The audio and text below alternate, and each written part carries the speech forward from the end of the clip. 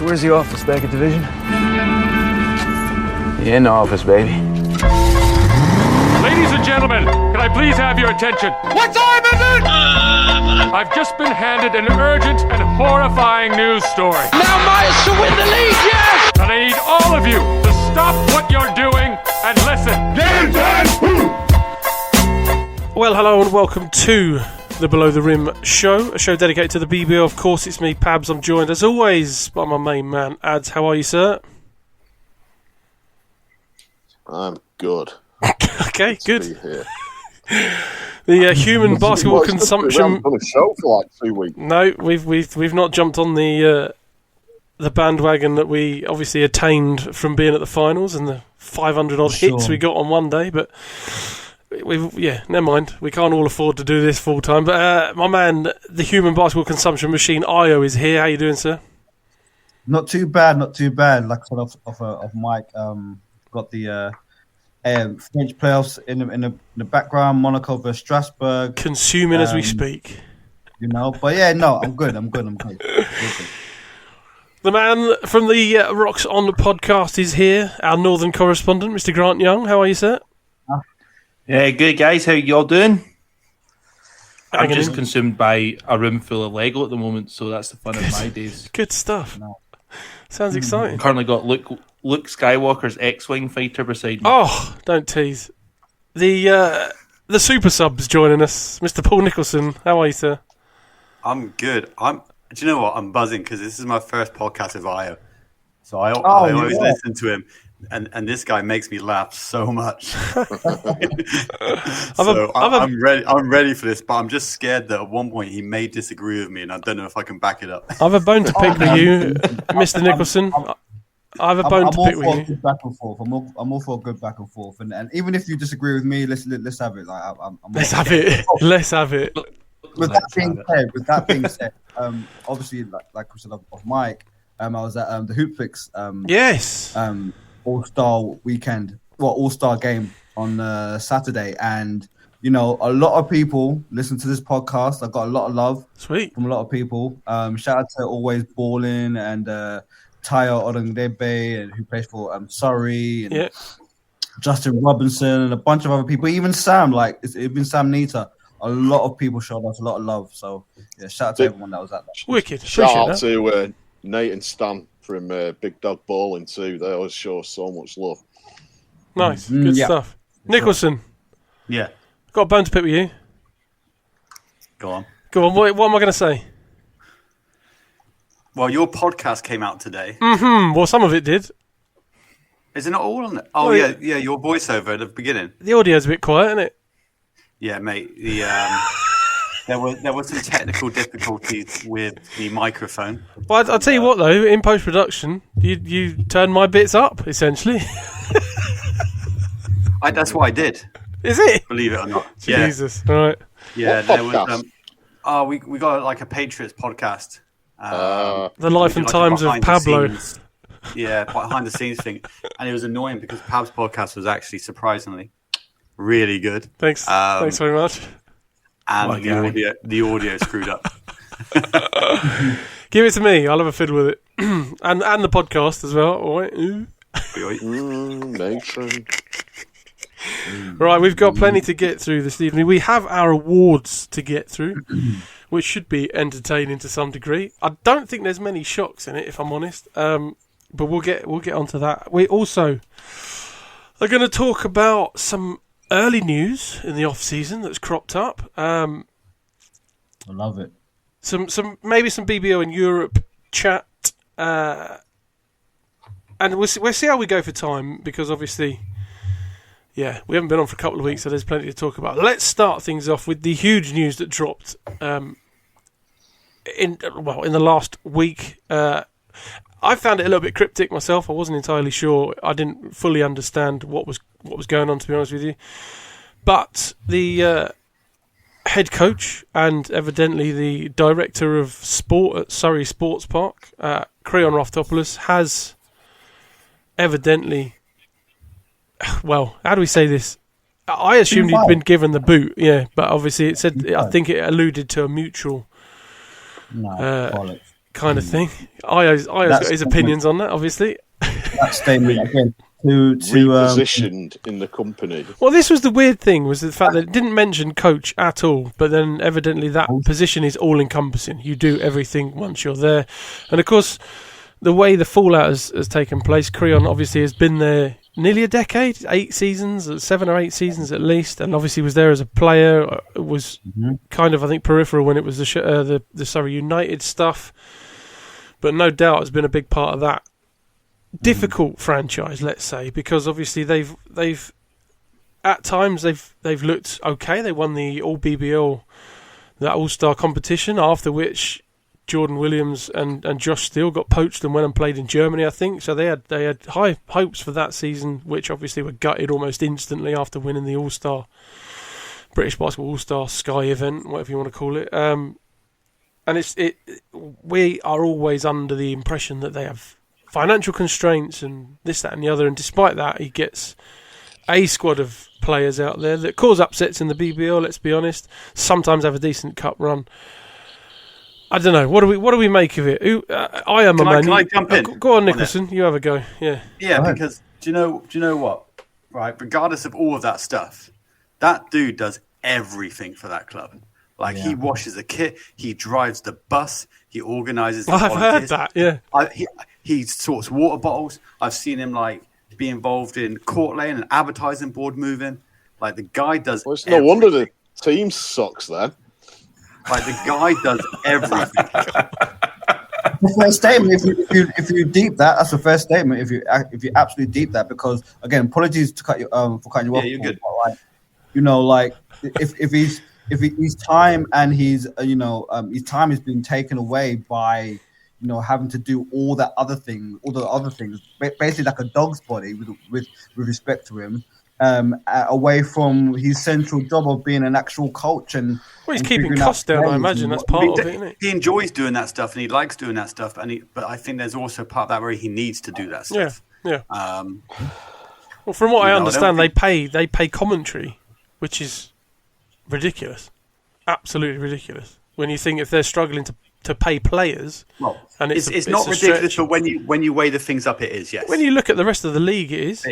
But in theory, everyone should get paid for things like that. For sure, but they don't. That would be nice. In hindsight, sure. But then when it's relative, it looks ridiculous. Absolutely, I agree with you, Paul. But but on the flip side of that, when we're talking relatively, I think it's absolutely ridiculous. My opinion is, again, everyone who's on this show right now, and listening at home. Everyone knows pretty much I'm not the biggest fan of Surrey. Like, I won't. No, I won't have you. Nah, I don't believe you. Shout out to my guy Tom Bennett, but I'm not the biggest Surrey fan. I never have been, never will be.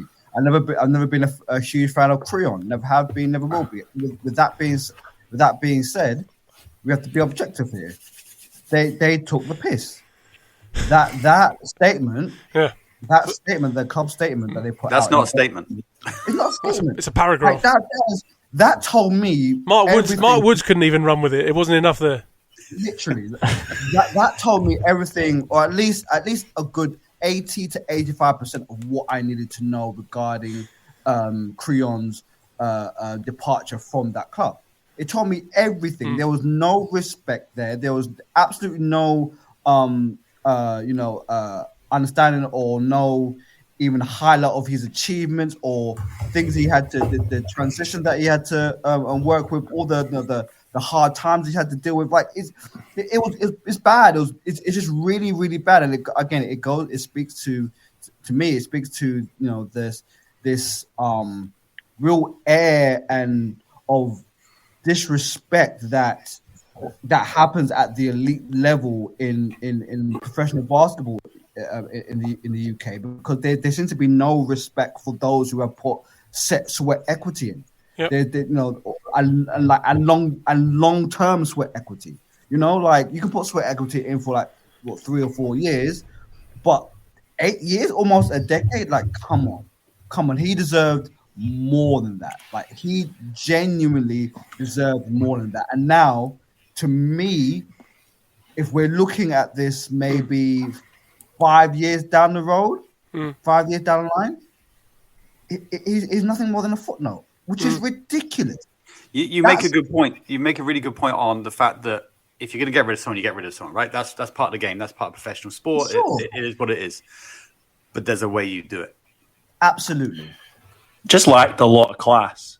Like, the guy's been there, helped this franchise through so much, and for doing so much. And hey, there's probably coaches up and down the league who do the exact same things, wash kit, do whatever else, take junior sessions, whatever. But the statement or sentence, or whatever you want to call it, just lacked a lot of class. And you just hope that absolutely that doesn't impact the franchise, because they seem to be a really well supported club. Even when they're sitting bottom of the league, getting pumped by everyone, their place is sold out. But that then could be their issue as well. They don't really care because they know they've got a full house. So, Adam, my man, what do you make of it? We've been around for decades. Well, I just think that it's the same old thing. You've just reeled off all the stuff that he was doing, Paul, and it's that thing where ultimately, how many things can one person do as well as try and head coach a successful BBL team? And, you know, I'm of the opinion that if you're the head coach, you're the one that should kind of be the first person that you look after in terms of distributing responsibility, because you're the one that's got to try and bring success, which brings money, which brings exposure, which brings more fans, you know. So I feel bad for him because they have had a terrible season or two, and you know, it's that one where he's probably sat there going, you know, what more do you want from me apart from the shirt off my back? So from that point of view, it's just that sort of typical, like I also said, British basketball thing of if they sometimes literally want blood from a stone, you know, it's like this guy can only do so much, but his job is arguably the most important one in the club because he does well with his team. The whole bigger picture is better, you know what I'm saying? And it's just such a shame that a head coach is under that much pressure, whether he loves it or not. And I see it in basketball so often. People that are overworked, undervalued, and predominantly underpaid, if just not paid at all. You know, I mean, as doing what we do. I mean, I'm often everyone. Sorry to cut you off, but technically everyone is underpaid. It's the word that you use, undervalued. Yeah. That's the perfect word. That's the thing. And it's not like I sit around crying about it because I choose to do it, but people will often say to me, you know, looks like you're smashing it with 161 and all that sort of stuff. And I'm like, well, it depends what you mean in terms of smashing it, because it can be like having a full-time job that you just don't get paid for. You know, and a lot of people, you know, when I first meet them at events or at the finals or whatever, they think that, you know, and us guys, this is what we do. And it's like, no. You know, we're out putting a shift in at work, going through all the same heartache and pain on a daily basis as everybody else. And then we spend every second of our spare time covering the sport because we love to do it, you know. And it's not like I'm saying we should be paid for what we do, because no, that's not what it's about. But, you know, we're doing it for the love, but there's people that are doing it like that, like Creon's been doing, and what can you say? The thing that worries me is someone made a decision to put that statement out like that, and I don't think it's the media guys as such, because, you know, if you're employed or you're in a volunteer, you only put out sometimes what you're told to put out. Absolutely, and sometimes you get the freedom, but sometimes you don't. Yeah. Someone's made a decision to put that out there. Absolutely, it has to be proved. You know, like they send that in. It's like us. Like if we were, you know, the brass at what do you call it? Surrey, and someone sent that in and said, are you happy with this? Yeah, someone said Out yes. of the five of us, one may say no, may change a few things here or there, or add a few lines here or there, and whatnot.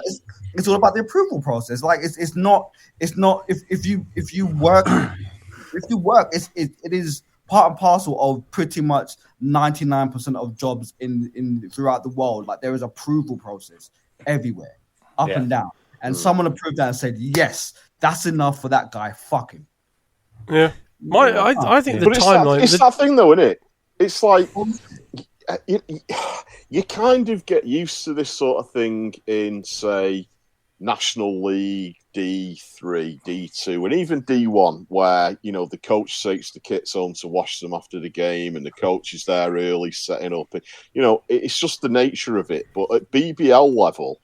Yeah, which is supposed to be elite. Which is the Premier. Supposed to be our Premier League. They're supposed to be the Premier, entity for the sport in this country. When you've still got a head coach taking on all that and then going out like that, it's not right. Not cool. And the scary thing is someone's got to follow that. Someone's got to apply for that job. Of course. Well, that's what I'm going to say now.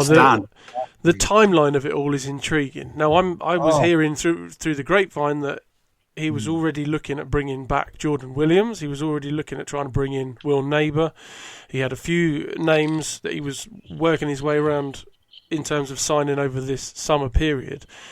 Yeah. To say it's a mutual every thing... club at this time of season has that, though. Like but what I mean is to say it's a mutual thing, it's a bit of a stretch if that's his process. Yeah. Like if he's getting ready to leave, there would be an interview. There would be why is he not doing it? Statement from Creon. There would be. Well, we haven't had it, have we? But the second thing is we are hearing that there's issues at Solent Kestrels that they maybe not be returning with any professional players or Matt Guyman as coach because there's funding issues. They may have lost a major sponsor or whatever. That straight away, you could look at that. There's just a coincidence of that in terms of Thailand and say, well, they've seen that this guy's available and they're binning off Creon. The other thing is, of course, that it's rumoured that the head guy, I can't remember his name, I apologise, the head guy at Surrey is friends with Matt Newby, who is another name that is always thrown around in these kind of conversations. He could well be the next guy coming in. Now, I realise they've... advertise the position, at least on Twitter, probably on other things as well, but I only do Twitter. Yeah, but you have to do that. Well, that's what I was going to say. That is probably more necessity. They know who's coming in already, potentially, unless they're hoping for some shock application. 9 to 5. They ain't going to get rid of him without an idea of who's replacing him. No. Can I ask a question? Fire away. Honest question. I want honest answers, right? With Matt Newby's career and how he's been hired and in the situations he's been hired into, like, what does it tell you that he happens to be the rumored front runner for this role? Like, what does it tell you about Surrey's ambitions? Well, it depends how you look at it, because he's Matt Newby. In his defence, has only really had one crack at it with a decent budget and with a decent squad, and that was Worcester, and he won silverware and was in the run-in for top 4 that season. Obviously, that was the COVID season. So when you look at that aspect of it, you would think, I think personally, he is capable of more. Like, I wouldn't have minded. He's a good coach. I wouldn't have minded seeing him get the Eagles job. I wouldn't mind him get an opportunity. My issue, and I didn't really consider it until my man Greg in our little group chat said, what situation is he going into? Is he going into a situation with poor funding because he's been there with Leeds and that didn't turn out particularly well? We don't know the situation. It probably isn't the same as Leeds, as we know Surrey come back year on year, and some years they make better acquisitions than others. Like Quincy Taylor coming in a couple of seasons ago was awesome, and you can look at that aspect of it. But I think, I don't know. It's got to be feels less a little about the bit. coaching. Well, it feels a bit else that they have to do. Exactly. It feels like he potentially, if they're looking at him, he's the best available for the price they can offer. But what I mean by less about the coaching's fine. Like, Matt's a good coach. Like, he's a good coach, but it's the recruitment, it's the man management, it's dealing with the community stuff. It's everything, isn't it? Yeah. Are they expecting him to do the same stuff that Creon was doing? Are they expecting someone to come in and wash kits and drive the minibus? Yeah. And do you guys see Newbie doing all that? Because again, I don't. He's done it at like D1 and D2, hasn't he, as well? So I presume he's been in that situation. That was called for down there back then. Yeah. Like, do you reckon that he believes that he should be doing that himself after what he believes no one in the BBL should be doing? No one should be in the BBL. Of course, no. Yeah. All right, fine. I agree with you. So let me rephrase. So, but do you believe that he thinks that that's what that's what is going to be expected of him when he gets here? Potentially, after what he's had to deal with his career thus far, and I asked that because again we're looking at Creon and what he had to endure. Someone said in here what situation is a new coach coming into, like, and if it is Newbie, do you see Newbie even lasting the full season if he has to deal with all that BS that Creon had to deal with? And Creon was, pull it on his shoulders, and not to say that Matt Newbie wouldn't be able to, but I'm just saying, like, you're right. Yeah, it's unknown. Yeah. Yeah. With everything that Newbie has achieved, then I'm not entirely sure if, again, I'm not saying he'll look down his nose. I'm just don't believe that he'll be happy to go into that situation in the BBL after, quote unquote, this new injection of investment. Not to say that every club is going to see that, but just what is perceived. If you get what I mean. Go on, Grant. You look like you were. Yeah, I'm going to try and play devil's advocate here. Was maybe Creon not wanting to let go of things that the club were wanting to change?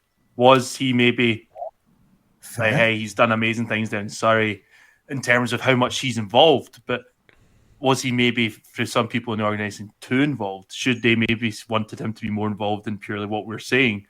Or I think it was Ads that said of the coaching side of things. And he wasn't maybe letting go of other things. Like, I don't know. I'm sure he would have devil's advocate. I'm sure he would have loved to just been there and coached.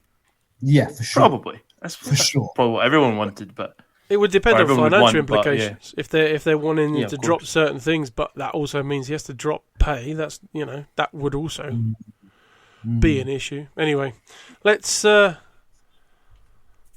on. So the next topic on the list, KAPPA back again. I don't want to spend too much time on this, but obviously the BBL's re-signed with KAPPA. Just wanted to get some opinion. Not sure how much opinion Mr. Nicholson can give as an insider, but how do we feel about it? And I'm going to go to Ads first because I have a take, but Ads, go on. Yeah, whatever. Fair enough. I'll tell you what. I'm sat here as we speak, laden in KAPPA because we at the Manchester Magic also use KAPPA, and my thing with it is my thing with KAPPA has always been this: it's the most non-basketball brand there is, and it's like you've got to be looking at the fact that the league used to be. You'd see teams wearing Adidas and Nike. Converse for decades. Yeah. Converse. You got to think there's a lot of brands that are geared towards the game of basketball. There's new brands like Under Armour. You just got to... Whereas KAPPA, to me, just sort of reeks of 1980s football casual. Juventus. Every time just makes me think Juventus. And there was a saying up here back in the day in Manchester as well, a KAPPA slapper. You know what I mean? It's like you get like these nasty, chavvy girls walking around in KAPPA shell suits. Wait! Can we just have a moment for that? There's a T-shirt there somewhere. The KAPPA slapper, man. Has it got Vicky Pollard on it? It's like, well, she used to, on that sketch, she had a KAPPA on. Was it KAPPA? Thing on. Oh, man. Can we please put that in the tweet when this we discuss KAPPA slappers. Nice one. The BBL is still full of KAPPA slappers. Slappers, for sure. But the thing is, it's like my beef with Kappa is this, right? Some of the garments are pretty nice, but here's my problem with it. It's got nothing to do with basketball as a brand, right? But also, when I went in to get my coaching stuff from the Magic, and I still have it in my head that XL means 90s XL, where it's nice and loose, nice and baggy. Nope. Bro, my sweatpants, I had to get a 5XL. Yeah. And this stupid skin tight design. So the waist's massive, but it's the football design, isn't it? Yeah. Yeah, but I can't wear them. No. My hoodie, which is lovely to wear, is a 4XL because I just can't wear this tight fitting stuff. You know what I mean? Mad. Anyone else got any opinions on it? I don't think I beat the KAPPA Slapper. Go on, Io. KAPPA Slapper, man. I ain't no KAPPA. Go on, Io. Keep it brief and I'll give my take. KAPPA Slapper. No, actually, let me just move away from. Are we ruining the brand? For sure. Can we name this episode KAPPA Slapper? Look, I've even got a KAPPA Slapper bag. I quite like the bags. I quite like the KAPPA bags. To be fair, they do really good gear. Nicholson, you keep quiet on this. Nicholson's a KAPPA Slapper. Mate, he's going to get in trouble. We'll keep him out of this segment. He'll get in a route. Nice socks, man. Now, for me personally, it's like whenever I have this sort of business conversation when it comes to professional basketball, not in the UK, but just throughout, just internationally, I always come from a consumer mindset. Because I'm a consumer. I'm a proud consumer. I'm a capitalist. I'm a consumer, right? I'm a consumer. I consume the sport. I consume the merchandise. Consumption machine, mate. That's it. Yeah, I'm just like most people. I'm a consumer. I'm a consumer. So I'm going to come from that consumer mindset. Now, for me, KAPPA, from a consumer mindset, from a consumer point of view, in my opinion, isn't the best brand to go with, right? Like for me, I don't think they make, they offer the enough sort of like flair design wise. Well, that's on the teams apparently, which is fine. But teams can have whatever they want. Yeah, yeah, you can design your own kits. Okay, fine. Yeah, I've been involved with the Rocks ones in the past. Yeah. Oh right, okay. Well then I stand corrected. But only for jerseys, not for the sweatsuits and all that. Like, no, that's for the tracksuits. You can go through the catalog and pick which style you want, and there is quite a few different styles. Okay. And colours. But then at the same time, like, why aren't these being, why aren't they releasing enough units for clubs to sell? Like, I don't understand. Yeah, that seems a bit difficult, that side of it. It's weird for me. I just don't understand. I really don't understand. Like, I don't see. Well, you've got to wait for over half a season just to get a jersey, haven't you? If you're a fan, I don't see their foothold in basketball here. No. I just see them supplying. Yes, absolutely. I don't see them like. It makes no sense. Like, for example, the championship final just recently. Like, I'm sure there might have been a bunch of KAPPA people from KAPPA there, but like, what are they actually doing? Like, are they studying the sport over here? Are they, like, again, applying things that can help the actual professional sport over here? I just don't see what they're doing. I'm just not a fan of them from a consumer mindset, really. And even at that, like, let's be honest, who's buying KAPPA? With respect, like, who is really buying KAPPA Slappers? I thought we covered that. KAPPA Slappers is buying. If we're looking at if we're looking at sort of generationally or from an era point of view, like, who between 16 and 24 is actually wanting to wear KAPPA merchandise? It's quite rare now. Yeah. Because when between 25 and 32, who's wearing KAPPA merchandise? And the only reason that they are doing is because they want a jersey of their BBL team, not exactly because it's a KAPPA garment. No, because it's their team. The other quick thing I want to say on about it is, obviously, this weekend, I was there. We had Hoops Fix. look at what Sam's managed to do for Jordan brand. Yeah, his main brand for sponsorship was not just Nike, but the Jordan brand. And all the players got Jordan shoes, Jordan jerseys, shorts, t-shirts. You're talking a smaller level there, so it's a little bit less cost effective for them to do that. But still, it must be attainable. Something that you're going to do a deal. Statement, though. You're going to do a deal with Nike, Adidas, or Jordan, or whoever. It's going to cost a lot of money. It's going to cost a whole lot of money. But then, Mike, you know what? To that point, Paul, it's never, again, from a consumer mindset, from a consumer point of view. Yeah. For me, again, Nike, Jordan, Adidas would be great, right? But that's almost like the pinnacle, the top drawer. I'm not even asking for that. I'm talking about, take a look at the culture of what's going on right now, right? Again, there's a lot of business. What things I'm speaking to, there's a lot of business involved in it, and a lot to and fro, and things that I might be speaking to that might be a bit fantasy. But the point I make is like, okay, Kappa versus New Balance versus Puma versus even Leyland, right? Like if we're looking at the brands from a brand perspective, who out of those would you say? Well, Macron as well, isn't it? Macron do some jerseys across the Europe. Yeah, but I wouldn't even say Macron. Like if we're looking at big like GB. Is someone just sorry to interrupt? Is someone like tapping their table or something? Because there's a lot of mic interference. That's me. The BBL should be. If anything, the BBL should be making agreed a deal like year on year. They shouldn't be agreeing like a long term deal. Like see where they're at. It really like it does. It serves no one. Like from a consumer mindset, from a consumer point of view, it doesn't really like if you want the younger generation and the 16 to 24, the 25 to 32, if you want them to really buy in. Like, are they really running to Kappa merchandise?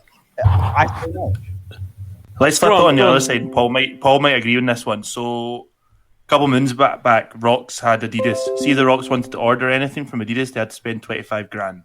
Oh! 25 grand on stuff to get in. So, Kappa clearly will have a lower level of spend to be able to get stuff. So, that's probably why a lot of teams just takes longer now have no merchandise left because they've bought all their stuff at the start of the season to add up to a certain quantity and knowing we'll probably sell it out during the season. But when you've got the big brands charging more money to get the stuff in. So Adidas was 25 grand and that was 2010. But that was a club trying to buy directly. That wasn't even the league trying to buy directly. Exactly. Yeah. So consumable way, Adidas brilliant, but I think from a club point of view, you're going to have to spend big bucks to get anywhere. You've got such a massive overhead. It's a massive problem, and they've got to figure out a deal with somebody. I mean, I've obviously got my little label, so I know what it's like.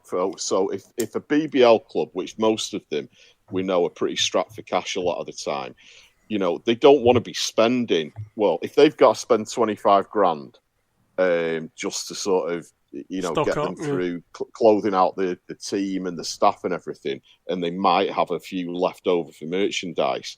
They don't want to be spending 20 grand on stuff to sell on game night because until that item sells, it's dead money just sat there. Oh.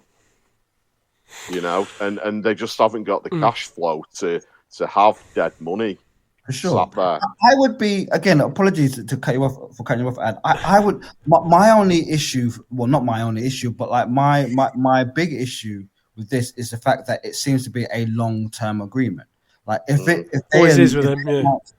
if they announced that this was like a renewal, 1 year renewal, 2 year renewal, that would be perfect for me. Well, not perfect, just form a mindset of, okay, well, they're in my mind, I'm like, well, they're gearing up. They're really trying to position themselves to be in a situation where they could, work with a brand of a more higher stature. Like if these are short-term deals, which is great, and hopefully they'll be able to attract a higher, high caliber brand, after the short-term deal comes to an end.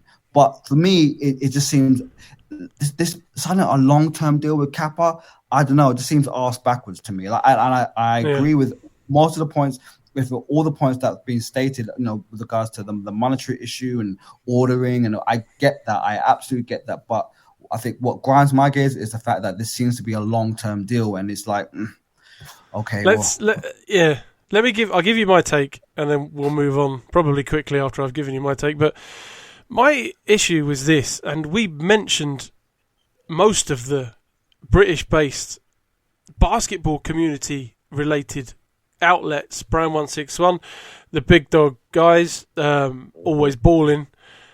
This is my take: is that we, as a league that is up and coming, growing, that would struggle with the big contracts with Nike, Jordan Brand, Adidas, as perfect as they may appear or seem, it's a little bit out of reach.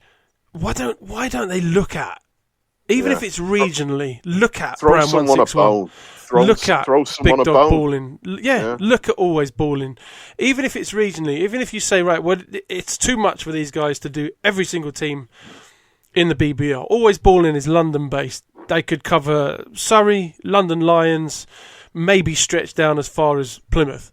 Look at Brown 161 in the north. That's Newcastle Rocks. That's Manchester, if they'd have you, and such. Yeah, look at these guys, and let's start to kind of brand things British. Let's go that route. And make a name for them, make it a label. Like you say, people buy in KAPPA because they want their team's jersey, and their team's jersey has KAPPA on it. It's more of a coincidence rather than seeking KAPPA stuff. But if Ads did jerseys, I would buy one, no doubt, and in doing so, I would see, well, Jesus, that guy's got decent hats, I'm having one of them. The guy does decent T-shirts, I'm having one of them. And it starts to expand from there. Even if you say, right, we're going to uniform the league, okay, teams can choose what they want on their jersey, and use Ads as an example. Brown 161 can make that happen. Everything else could kind of be uniformed, like it is in the NBA when they have your team name here, basketball, and the little logo underneath. It's the same for every team. It's no different. Chicago Bulls, Milwaukee Bucks, it's always the same. It's the team name, basketball, logo underneath. Some of the BBL teams have done that with their gear. I know that you guys at Patriots have done it, and it looks incredibly effective. Even if you're going to do that and uniform the kind of fan side of things that you can buy, makes it easier to get stuff made, makes it easier to get it out there, makes it easier to buy. Do that, and that for me is a no-brainer. We should be doing that. For what maybe I'm missing something, but for what sort of like what does that mean in the sort of wider scope of things? Because haven't they done that with is it Tokyo Time or something like that? Who did the hats? But what was that? That was just hats. That was. I mean, I've got one on now. It's a great hat. I like it. It's great. The BBL hat that they've got and made. Are you saying what was that? There's no uniform. There's no kit. There's no T-shirts. That was it. Okay. It needs to be like Ad said. Throw someone a bone. Say, right, we need you to make kits for these teams. Well, just quickly, I've got to be careful kind of how I word everything. I'm getting ready to cut this out. I know, I really like the KAPPA gear, and I like the kits, and I like the tracksuits, I like the hoodies, and everything that we get from them. I think it's brilliant. As a club, we sold 3 times more merchandise this season than any other season that we have on record with the previous team, right? Plymouth-based team, yeah. And none of that was KAPPA. So clubs do have the freedom to sell hoodies. Well, you have to, don't you? Because if you do it with KAPPA, you have to order more, and it takes ages to come. Well, I don't know about that's what that's above my pay grade. Don't say anything. What I'm saying is, we know how it works. Yeah. We work with local businesses to provide products to our shop, and it works. So Which is great. Teams can do that. That is, but give them the jersey deals as well. Yeah, but that's the thing, isn't it? It's like every club's kind of got free license to do their own thing in terms of shirts, hoodies, hats, whatever. But in terms of as a pot of gold, selling team jerseys is just a constant stream of revenue because everybody wants a team jersey. You know, their favorite player on it. Again, this comes from, I don't know the ins and outs, the intricate business side of it. Right, and I do have friends that do operate in this world, but I haven't necessarily conversated with them about this. But you know, like for example, what's KAPPA's foothold in JD Sports? What's KAPPA's relationship with like sort of size and so on and so forth? Like I don't see them like. I'm hoping, like for example, what's KAPPA's relationship with like sort of Foot Locker or things like that? Like they're in Sports Direct. They're in Sports Direct. You can buy a KAPPA Slapper tracksuit in Sports Direct today. Okay, but fine, right, fine. Let's go with Sports Direct, right? Like, do you see why aren't the BBL merch? Why isn't BBL merch being pumped into? Well, not pumped, but why isn't BBL merch on? Was it? I haven't seen. A few years ago, Sports Direct, when they were sponsoring the league, I saw. I don't remember that. Yeah, Sports Direct in Glasgow, you had a Newcastle top for sale. You saw a Glasgow Rocks top for sale. Yeah, there used to be some Sports Direct shops. 100%. I missed that. It may have been even when I lived in Liverpool. I saw some like Newcastle ones as well. Anyway, right, we'll move on from this, shall we? We'll do a quick review of the BBL teams of the season because that could be entertaining. Before we do that, I just want to speculate wildly about the Eagles. All right, now, for all intents and purposes, wait, Paul's face just was literally like my face. Like what? Speculate. Yeah, done, some speculation. Yeah. But there's more to it than this. Now, what we're being told, what we're being led to understand is that they are rebuilding. They are blowing it up, which is, I mean, it's not uncommon when it comes to a BBL team because obviously very often 90% of the squad is replaced by new players and new prospects. However, in the case of the Eagles, they have a real identity. And let's be honest, it's not a bad identity when you look at the silverware that they've won. Mark Stewart obviously coming in. Well, I'll get to that in a second. But initially looking at it, you've got Ramon Fletcher, generational great, and last season really turned it on at the end of the season. And to me, anyway, proved he's got another good couple of years left in him, at least. But regardless of that, he's a sure thing. Like, so many times a team will take a punt on a guard or whoever, and it won't transpire. It won't work out that way. He's a sure thing, and he is a big part of the identity of the Eagles. Now, we were led to believe that the Eagles don't require his services anymore. Whether that's true or not, time will tell. And at the time of it, they hadn't played their last game of the season yet, which was against the Patriots, which was an epic end to the season. His reaction speaks volumes, in my opinion, when we're talking about this. You know, he literally was in tears at the end of the game and incredibly emotional. There's two things to it that I kind of have issues with. One is the fact that, okay, they've decided they don't, if this is true, they've decided they don't want his services anymore. This decision has either been made by the, whatever you want to call it, the front office, the management or whatever, which is weird because you're not, at that stage, from the outside, you're not sure. You've announced Mr. McLeod's not coming back and you don't yet have a new coach. So to make that decision before the new coach has had a chance to say, I actually want him to stay, is weird. Or Mark Stewart has already been given the job behind the scenes, nobody knows, and he has said, I want a clean slate, I want to start afresh. Which is potentially, I mean, I find that weird as well. If he got the opportunity to start fresh, he still would have the choice to have a talk with Fletch. Like, you would have thought, which may have already happened. We don't know. Yeah, but to me, the whole thing is just Very I think strange. Newcastle But- have got a hold hefty on. budget, right? Hold on, sweetheart. Give us a sec. Right, I'm ready, mate. I'm in. I have a thing of the identity. I think the team's lost its identity, and now I don't want to appear to be derogatory in any way, shape, or form. And it may sound a bit silly, given Mark Stewart's record with Team GB when it comes to the BBL and coaching a team week in, week out. He's relatively unknown. Let's be honest.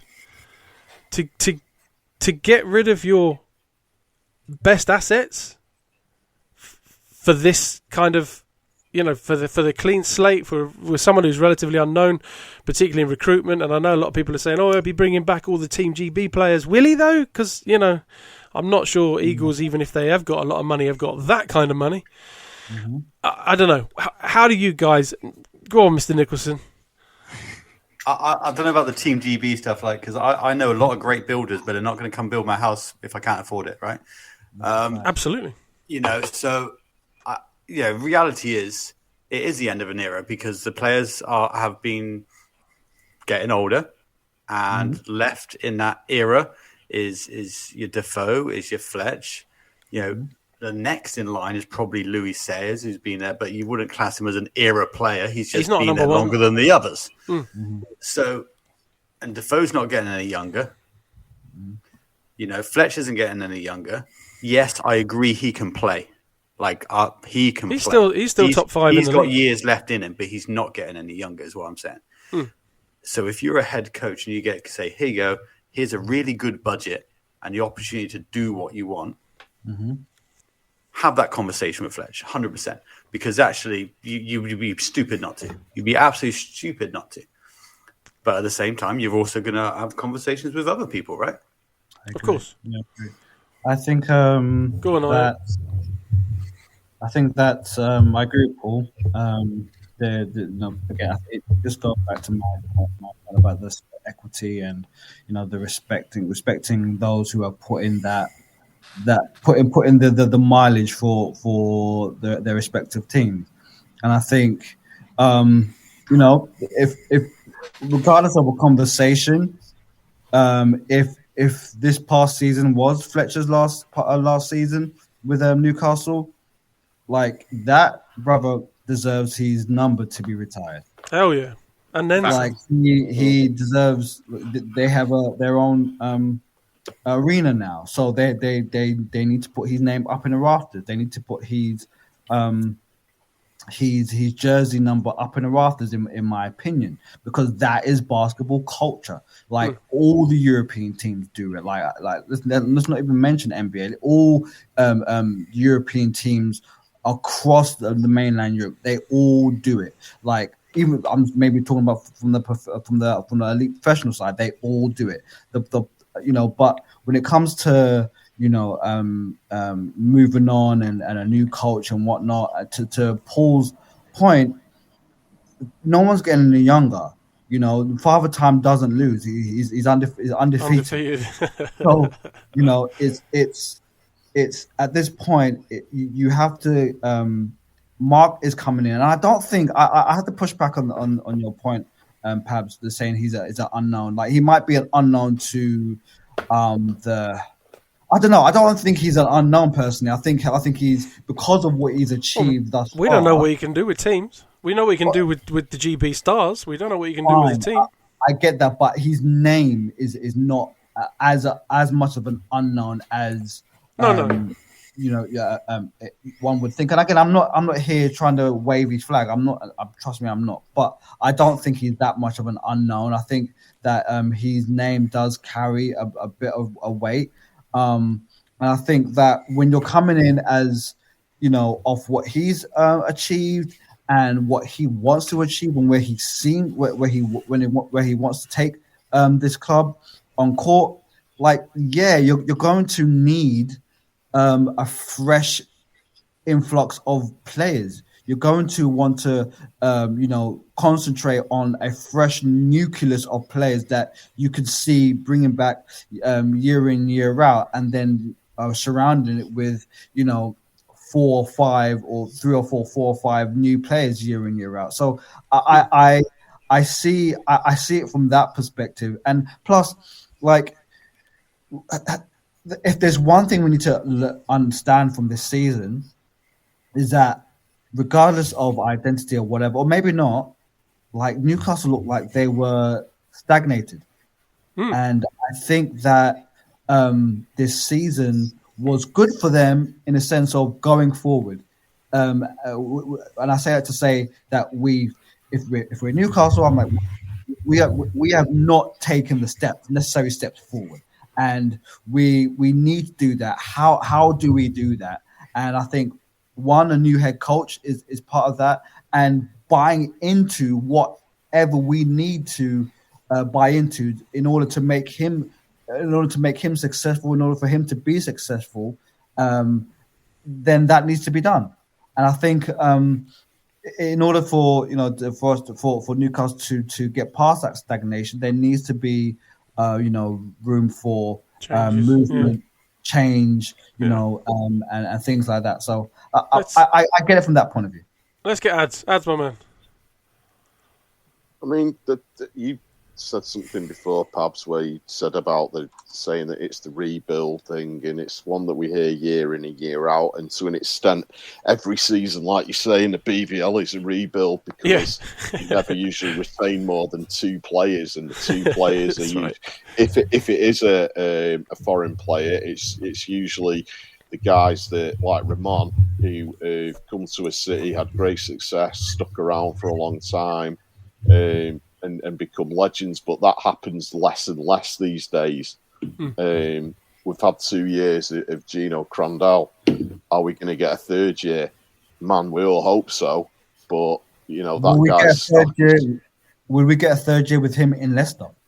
Well, indeed, or in the league. I mean, obviously we all want to, but his stock is rising every time he wins an MVP here. You know what I mean? So Europe's going to come and knock in, and money talks. And I think Gino even said that when we had him on the show a few weeks back. But in terms, what it reminds me of is, do you remember 2 years ago when there was the big change up here in Manchester, and the new owner took over, and overnight they ditched Callum Jones, James Jones, and Ingus Bankovic, who are 3 sort of stalwarts of Manchester Giants basketball. Very popular players, and to me it feels a bit like that kind of... I think that Newcastle probably already knew that Stutel was going to be taking over way before it was announced. It feels that way. And that Ian was going to be stepping down, or whatever happened there was going to happen. I think there's a lot more that had gone on before things were actually announced, and this thing with Ramon could just be one of those, right? New coach, new whatever, let's flex our muscles a bit, out with the old, in with the new, want to do things my way, because he'll come in as a head coach knowing that Ramon Fletcher is probably a very, very influential guy at the club. And, there's that thing with head coach and star player, it either works or it doesn't. They either work together or they clash heads. There's so much that will have gone on behind the scenes. And it's such a shame, because I always say it, I'm a big Newcastle fan. I love it up there. It's one of the best facilities, some of the best people, some of the best staff, and always some of the best basketball. But I think that at office level, if you want to call it that, a lot goes down that you just don't hear about. And what we do get as announcements is kind of how they want it to be perceived rather than what actually has gone down. For sure. Grant, my man, what you got? I think I can't remember if it was the first one I came on with you guys or if it was off air and Paul, Pabz and myself were talking. I kind of called this. Yeah. I thought new coach coming in, and you would want a clean slate. Owners do it with coaches, so why would a coach not do it with players? Ramon's one of the probably generational best point guards we've had. Go down as a Newcastle legend, as I said. Deserves his number retired at Newcastle, but all good things come to an end. They had a dismal season, and he was their best player, but by miles. Yeah, doesn't mean he's going to by a long way. That doesn't mean he's going to be their best player under how Stutel wants to play the game. So I think all good things come to an end, and I think Newcastle. It'll be interesting to see how Newcastle announce that, and if it'll be another Surrey type announcement. Doubt it, but there'll be a bit more class in it. But yeah, I'm not surprised that if it is true that Ramon's not coming back. I think it's kind of ran. I wonder if it's just ran its course in terms of new coach, new beginnings. There's got to be, regardless of what people say. Whatever people say. I think it's madness. There's always going to be levels of insecurity, right? Taking that job in Newcastle, you've got to be pretty confident in your ability because you know, regardless of the fact that it's been a couple of seasons now, you are always going to be in the shadows of Fab. Do you know what I mean? Let's put it straight as well. Ramon is Fab's guy. Fab is Ramon's guy. You know what I mean? So new coach coming in is thinking. Well, set the thing straight is the coach who's just been given the boot last season did a double. Did win, yeah. Exactly. So whoever comes in now, there is a culture starting. That it would appear if you don't get success with any shape of this team, whether you blow it up or not, you could be gone in a season or less than a season. So not only have you got to follow in Fab's footsteps, but his successor lasted 2 seasons, did a double and got fired. You know, it's going to be harder and harder to get success in the BBL. Money's coming in. Yeah, teams are getting bigger budgets. It's going to get harder. That's why I think Leicester really were going for it this season. I agree. Like it did. I don't think. I'm not even. I just think, like to my point earlier, Newcastle were just very stagnant, very, very stagnant, and they needed to be some kind of shaking. They needed a new coach, evidently. Yeah, they needed something. They need something, and with what they're bringing in, a new head coach, like you're going to listen. If you're going to bring in a new head coach, right, you're going to do one of two things, in my opinion. You're either going to micromanage the fuck out of it and say, right, these are your coaches, these are your players, and whatnot, or there's going to be a collaborative effort in order to buy into his system, right? And like I think that's what they're doing, is that it's going to be a collaborative effort in order to bring in the right players in order to buy in to Mark's system. And if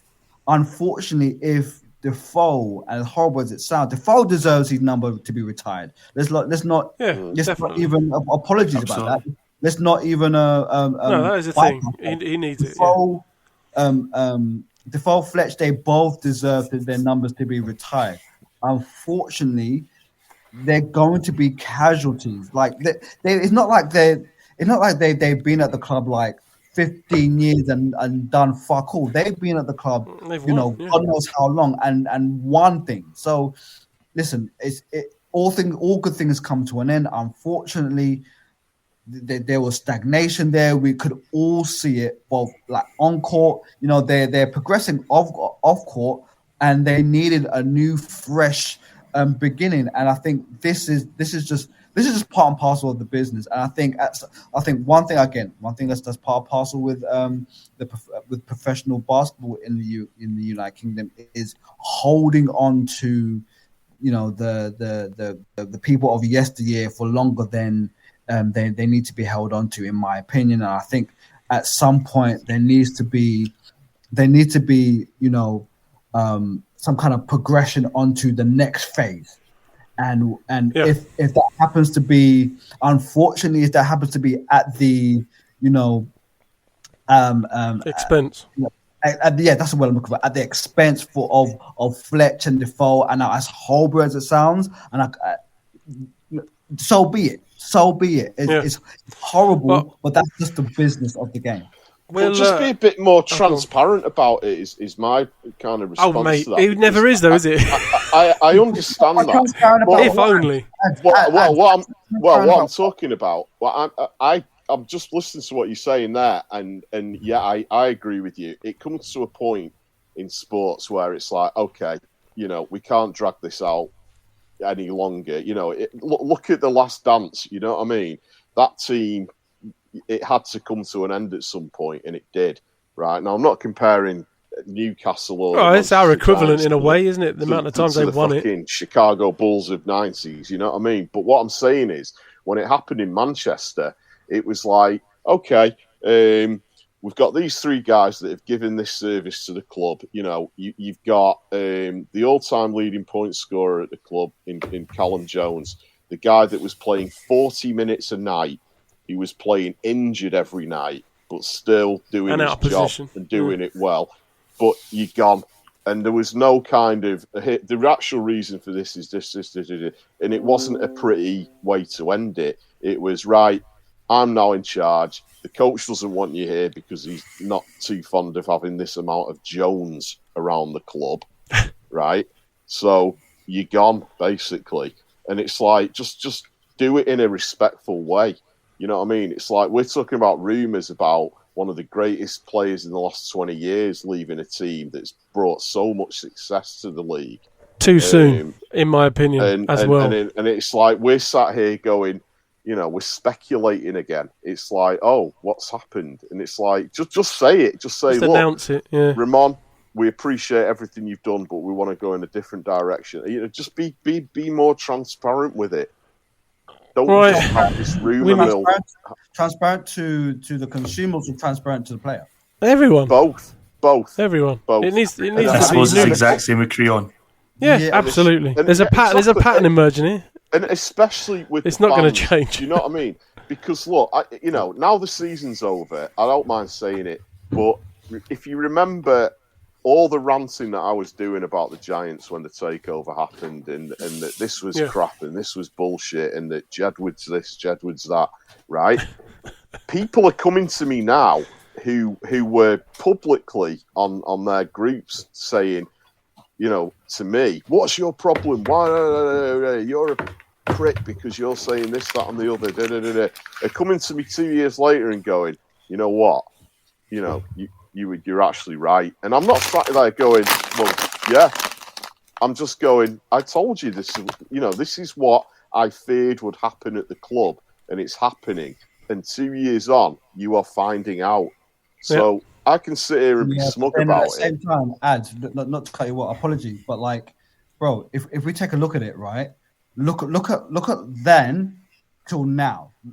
You had to go through all of that to get to where they are right now. They finished. Where did they finish this season? What, top 3, top 4? Like, I can't remember. Like they've had more of a success in the last 2 years than they've had previously. So they have. Success comes with a price. They have. It's a means to an end. What are you going to do? They have, but they ain't been playing their players on time. They ain't been paying their court fees. They ain't been paying the rent and all that stuff. So the team's done great, and those guys are doing what they've done without getting paid on time. Is what I'm saying. I have to watch this space as things develop. There, we'll. Yeah. I sound like a newsreader now. I've just got Grant, mate. What are you eating, bud? Because that is loud. Is it? So, yeah, very. The microphone's the Grant reminds me of that. Harry Bowles, good guy. You know the meme was like Michael Jackson eating popcorn when something juicy happens. Yeah. That's Grant right now. It's a live meme. Yeah, just taking in one. Go on, ads. What's your last word on it, and then we're going to move on. Titanic. Oh shit. Okay. I'm telling you, man. I'm giving eye emojis right now. Yeah. Right. Let's move on. Let's move on. And Leo will be standing on the edge of ships before you know it, man. Never let go. The Molten BBL British Team of the Year. Let's start with that one. So, the teams were obviously announced a few weeks ago now. We haven't really had a chance to react to it. Teddy Okorafor, Dan Clark, Patrick Whelan, of course, Big Mike Ocherobia, and Rowell Graham Bell. I'll be honest, I don't really have an issue with the British Team of the Year. I think I like it.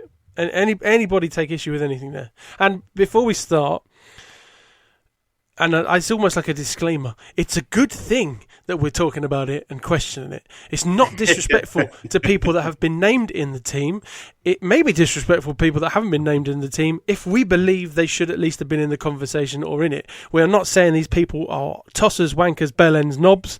We are not saying so-and-so should be in there, so-and-so should not be in there. And if we are saying that, it's a good thing that we are fucking saying it because we are talking about the game. Anyway. Oh, fuck. Anybody got? Did you pre-rate that? Exactly. Good question. Proper rant. You're such a bellend, Pabz. Sorry, it's been said before. Anybody got any issues with the British Team of the Year? Because I thought they pretty much got that spot. I think it's pretty solid. That's pretty solid. I think there were players that could have been in it, obviously, but their season were derailed by injury. I think that is an issue. Minutes played is an issue and things like that. That's neither here nor there. I had no issue with that. I'm similar. I'm the same. My only kind of question is, does guys like had Dan Clark played enough games? Has Michael Okorobia played enough games? Yeah, exactly. If there's no criteria for games played, it's got to be. Well, there should be. There should be. If I'm honest, Mr. Nicholson, there should be. That should be a consideration. Because what are we doing if it's not? What are we doing? But I think Dan Clark, did he miss 6 or 7 games? I think he's okay. Mike Okorobia was a similar number, I believe. I think that's all right. I think they're kind of on the it's a the difficult higher one because then you verge talk of about it. the reasons for missing games, and you talk about like new It's players coming in. injuries or COVID, isn't it? Yeah, but if the transfer like to bring guys in ends in February, so anyone who comes in February is not allowed to be in any of those teams. I disagree. Obviously, Royal Graham Bell's in there, and I think rightly so. He's been amazing. And I take that silence as a. I think the team's solid. Yeah, go on, I'll be for you on this one. For me, if you listen to the podcast, I think he's been the best player at the Patriots. That guy is unreal. He is, for me, he is the heart and soul of that team. He sets the big screens, he sets the blocks. If you need a basket, he comes up with it. His percentage in terms of shooting, and I heard this said about other players across history in the NBA, his percentage of three-point shot may not be the best. However, if you need a three-pointer in the fourth quarter, he will knock it down. Like, he will score the big points when you need him. And this is coming off the back of an ACL injury. Huge injury. He's tough. Like, Graham Bell is tough. Mate, he practically, he had a broken bone in his wrist, and he still played. Yeah, he did. He generally did have a broken bone. Dude's insane. I'm a big fan of Royal Graham Bell. But, I mean, if we've got no issues with that, I can move on. Has anybody got, I haven't got it, the defensive team of the year? I'm not sure there was any particular issues with that either. I think they released that on Twitter. They didn't seem to put that. It's a tough one, that one, because it is. How do you define it? Go on, Grant. Give us the Larry lowdown. Austin Jr., Kyler Kelly, Jordan Harris, Julian Washburn, and Jamel Anderson. I don't really have any issues with that, essentially. Jordan Harris was the one that made my ears prick up at that one, because you think of him more as an offensive player, but then when you look at his defensive stats, he's actually, He was incredible defensively. He was our best defender of the season. Yeah. Defended bigger guys, defended point guard, quick. Got him in the blocks he got. Brilliant player. Somebody mentioned there weren't, obviously, Riders were the best defensive team in the season, and this is it. There's no Riders player on that, and that was my thing when we did our poll. We did our initial poll which we'll get to, of course, for our awards, the fans vote. I think I left off. I'm not sure if I had a single Rider in there. Now that is testament to the fact that they play good team defense. They don't have an outstanding player because as a team they're phenomenal.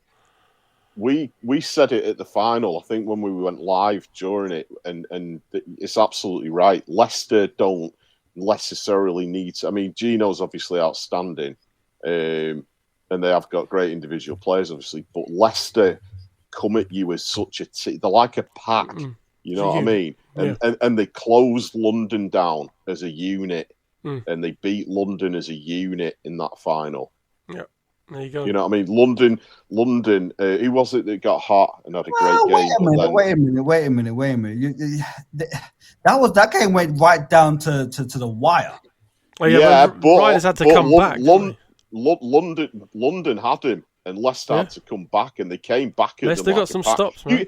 Who was it who had the great game, but then took the most ridiculous shot? Isaiah Reese. Isaiah Reese had a great game, and two threes at the end, which they got a bit sort of trigger happy with him, whereas Leicester, they just wait for their moment and they go, right, okay, composed. So it's this guy that's hot. Let's close them down, all 5 of us, just together. So I can see that's why you wouldn't have a Rider in there necessarily and the other as an individual defensive player. Yeah. The other team would be Sheffield, because actually defensively they kept guys to very low numbers. But again, solid team defense. Let's move on then to the Molten BBL Team of the Year, because I have some issues with that. Just see my disclaimer at the beginning of this segment. Anybody want to go first? Anybody got any issues with that? So the Team of the Year, Yes. Dan Clark, I have an issue. Isaiah Reese, Patrick Whelan, Gino Crandell, and What's your issue? the big man from Leicester, whose name Okay, escapes me. Why am I forgetting his name? Got a list. Paul's got a list. Yeah, let's just go. go Let's go, Paul. I'm just going to go Darian Nelson-Henry. Sorry, right, carry on. real Yes. quickly for you, right? Okay. Second in the league in scoring. Okay. Third in the league in assists. Bang that drum, man. Second in the league in steals. Bang that drum. The second most foul player in the league. Actually, he's up top 10 of baskets made in a season. Oh, and hold up, he's only been here since February. Antonio Williams. How can you have those stats and not be in it? Look, this is where it becomes difficult, because when that team's put together, is it done to true positions, if you know what I mean? Because they've kind of gone small. 3 small, 2 big. That's what they've gone for. That's the thing. But it's like, shit, if you're going off point guards a lot and you can only have 1 point guard, what do you do? Because you've got Gino, but then you've got Antonio. Well, there's 2 in there. You've got Reese in there. Tyreek Armstrong had an outstanding season. Did, you know what absolutely. I mean? The point guard, that's a tough one. So if it's picked, and I don't, do they pick it based on 1, 2, 3, 4, and 5, or is it? Well, yeah, it seems that they've gone for 3 small and 2 big. That seems to be the trend through all the teams. Yeah, can I just hold up. We're just saying about Leicester having a defensive team, not individuals. Yep. Isn't that the same on offense or not? Or do we? Well, they did have 2. They had 2 outstanding offensive players: Patrick Whelan, Gino Crandell. Yes, they did. Correct. Yeah. And they're not 2 I have an issue with, if I'm honest. No. I think what the correct me if I'm wrong. But part of the issue here is that they're only producing one all BBL team. Mm-hmm. Maybe, but there's only 10 teams. It doesn't matter. I think it does. The NBA do it because there's 30 teams in the league. Okay. How about if they do a bench? I'm not saying it doesn't matter. Apologies. I'm not saying it doesn't matter. But like in this situation, they could have put out with the amount of competition. I'd go with 2 teams. I'd go with a bench. Just do a bench. Or a bench. A replacement for each position. No, I don't think players would want a bench. I think they'd want a first and second team. I don't think players would want a bench. Well, however you say it, you're looking at 10.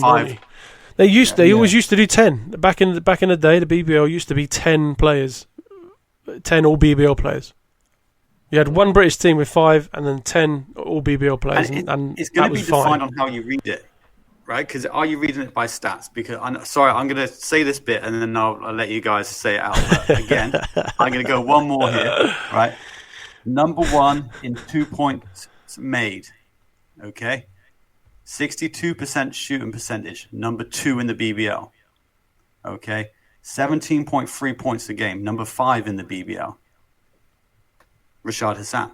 Statistically, best 4/5 man. Like, so wait, Paul. Statistically, so this is where the definition is to things have been defined, because now how much of that produced winning to the level of the ones that were picked. Well, he was here since February, and if you count the games played, I know the league isn't played. That was all the wins. Right? So that was all the wins. Yeah. They would be 3rd in the league. So it actually, as a percentage in winning, can I just say very quickly, and I get your point, Io, but for me, this is so like we've got the MVP, which is obviously individual recognition, but at the same time it's team recognition, because you're not going to pick anyone, and no one outside the top 3 has been picked since 1988, I think. Really? When Daryl Thomas got it, and Daryl Thomas's team finished in 11th, and Alan Cunningham was robbed. Best team in the league. He was the best player on the best team in the league. Anyway, read my book when it comes out. The 5 is an opportunity to have individual recognition. Now, I get your team's success comes down to it to a degree, but for me that is a separator. So if you've got 2 players who are on very similar stats, you will look at the one whose team finished better and the impact was better. If your player is standalone, statistically excellent and above board in all areas, he needs to be in that team. He needs to be in that BBL 5 because it's the best players in the league. We're not looking at any other criteria unless you get into a close-knit battle between 2 players and you can't quite differentiate. Then you start to look at other things. This is individual recognition. That's what it should be. And when you go through the stats, like and this is why I was having an argument with myself earlier, and I generally was, because I was like, okay, so you were. I know. I was there. If you look at Gino Crandall, phenomenal. One of the, if not one of the best players in the league, and has been for a little while. Okay, no doubt. Ramon was overlooked last season. Okay, no doubt about it. But you'd actually then go through the top 10 of stats. It's not quite as good as some other guys in the league. You know, your likes of Armstrong, of Reese, of Antonio, and people like that, right? It contributed to winning. Exactly, yeah, and that's why I was having an argument with myself, because I rate him as top 2, top 3 best players in the league has been for the last 2 seasons. But then I'm like, how do you judge it? How do you judge it? Are you judging it on stats? Are you judging it on just your eye? Which is it? It's an amalgamation of things, isn't it? Anyway, anybody got any issues with it? So, Antonio Williams, who are you putting in? Who are you taking out, Mr. Nicholson? Oh, good question. Good question. Is it going to be positional based? Yeah, because take out one of the smalls. So go on, read it through. Gino, Isaiah Reese, Patrick Whelan, or Isaiah Reese. No fucking way! You can't do that. I would, 100%. I would. No, Isaiah Reese has led the league in scoring, but played most of the season like he didn't care. So this is where I now look at the eye. When I look at the eye of the games that I've seen, who have we had harder opposition? Who have we had harder games against? Leicester. Reese kept London Lions in the games against the Patriots. He did, but Antonio Williams was better. He wasn't as big a threat against us than what Gino was against us. No, that's fair. That's the case across the league. As what Whelan was against us, and whether that's because of the team play and how they play that player, or whether that's because of the individual, hey, it's just what's on the night. If I was going to take out a player for him, it would have been one of the bigs, but I can't, so I would have to take out. I'm sorry, because I actually rate this player highly. I would have to take out Reese. Oh, controversial. Anybody else got any? We've tackled that one. Anybody else got any? I just think you can, as Paul just said, like you could easily replace. There's so many good point guards in leagues. Like I could go and do what Paul did for Jordan Johnson, and he's the exact same, leading the league or top 5 in the league in so many different things. He is. He is. He's right up there. I've just 15th in index. I just scrolled. Yeah. So he's one of the best players in leagues, and he played the season also with an injury. He was injured for a large part of the season. When Rocks had their slump, he was injured. Let's have some narrative. We don't have enough narrative in this league. Yeah, exactly. We probably that would be an ESPN special. Fuck all debate and just do it by index. No, I'm joking. Don't do that. Well, that's me. I'd do that, but it wouldn't be great. Yeah. But I just think there's also been I just don't think you can do our BBL top 5 on positions. For the last few years, it's been such I think you can, but you need to lay out some criteria, and the coaches all need to be on the same page. Basketball's been pushing positionless basketball for a long time. That's true. If you're a coach, this is still basketball. This is still kind of fluid. If you look at 3 smalls, 2 bigs, they're not saying 1 guard, 1 2 guard, 1 3 guard, or 1 3, because we don't necessarily have that. Like Patrick Whelan's fluidity in the game is phenomenal. He goes from a 3 to a 1 to a 2. He does whatever. Well, obviously, we know how this is voted for, though, anyway, don't we? So it's voted for by coaches. It needs to be wider spread. It needs to be coaches, media. I don't know if we let the fans vote. I don't know if they're... Patriots will win everything. Yeah, it's true. See, if no one else has got any issues, can I crack on with mine? Go on then, Pabz. So, I got to say, and I'm sorry to IO, I am with Mr. Nicholson on that. I think Antonio Williams should be in that. You can't drop Patrick Whelan, he's been phenomenal. You can't drop Gino, he's been phenomenal. It's Isaiah Reese. That London Lions team was up and down, and when they faced off against each other, Antonio Williams, I feel, is the better guy. And having, obviously, I'm heavily biased because I've seen him all season long. I think he was great. The big spot is a problem for me now. Not so much Dan Clark. I get it. I get why he's voted for by coaches because he is the game changer on that team. You are drawing up defensive plans and plays to stop him. He's a problem. Like, his outside shot is phenomenal. Inside, he's phenomenal. He's the best passing big man in the league, hands down. He's that guy. He's great. I get it. So my question on that one, jumping in on go on. Yeah, no, go. Clark with my Rocks hat on. Had Ali Fraser not got injured, him and Dan Clark totally outdid each other every time they came against each other. So if anything, Ali Fraser and Times had better stats against him. Paul's now going to go look that up to see if I'm right or wrong. But I'm right. But he's not. He's not playing enough. That's the problem. So in that position, is Dan Clark the best kind of British foreman or best BBL foreman? Probably this season, just. I would say Dan Clark also got injured. So if Dan Clark played the whole season, every single game, and maybe rotation was a little bit different, because I think he probably needed a few less minutes at the beginning of the season, I think he would have absolutely killed it. So he only played 22 games. So, I mean, it's what the cutoff is. And we don't have a set criteria, but in my mind, I feel like that's enough. I mean, if it's not, Malcolm Del Pesh for me played 26 games and was phenomenal at Bristol. His numbers are very good and he's had a very strong season. You could say he's inconsistent, but his kind of average stats are good. Like his index is very high. He's a solid player and he's had a great season. He doesn't maybe move the needle like Dan Clark does. In terms of you're not necessarily gearing your defense around Malcolm Del Pesh, are you? But you are when it's Dan Clark. Darian Nelson-Henry is a big problem for me.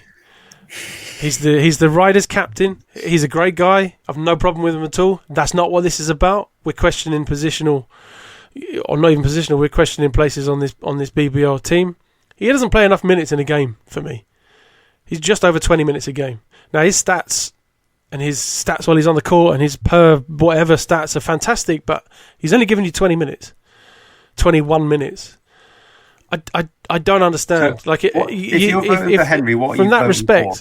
From that respect, you're looking at it from Io's perspective, which is that he is on a winning team, and his contribution is to a winning team. And for me, that's not what this award is about. It's an individual recognition. Rashad Hassan needs to be in that spot. Yeah. So if I look at points scored, is he in the top 10? No. So he's a big man, right? So total rebounds, surely he's got to be in the top 10 of rebounds. His rebounds are not good for a big man. No, he's not. Okay. He's like five rebounds a game. What about block shots? Is he in the top 10 for block shots? Big man. Oh, yeah, he is. He's fourth. Right, okay, cool. So there's his stat. I get that he does the little things. I get it. I get he's a winning big. I get he's efficient. He's efficient as well. Nothing wrong with that. Statistically, there's people above him. But it's not even stats. He doesn't play enough. Like, they split his stats with Mo Walker.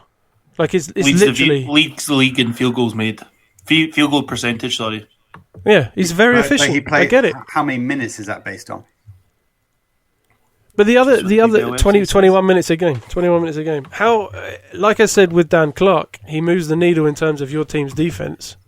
Darian Nelson-Henry doesn't do that. Rashad Hassan does. Like, Rashad is a double-double. How you do your defense, and the Riders will be testament to this. Riders defended Rashad Hassan incredibly well because they doubled him every time he touched the ball, because you know what you're getting from Rashad Hassan. You're getting buckets in the paint. You're getting rebounds. Fourth in field goals made. He's only been here half a season. How do you get fourth? He should be in that. He should be in that. And with the second highest percentage. Yeah. I was amazed at the reaction on Twitter when I said, I questioned it. And it's it's all very nicey, isn't it? You can't question it. Well, you can question it, and it's good to question it because this kind of debate is fantastic. Today. Yeah, I'm fully prepared. That's mine. Darian Nelson-Henry out, Rashad Hassan in. That's it. Okay. Anybody got any issues with that? Fuck him. That's what I say. Put your opinion out, and anyone else got opinion? Anyone else got a problem? Fuck them. Right. Let me just let's move on.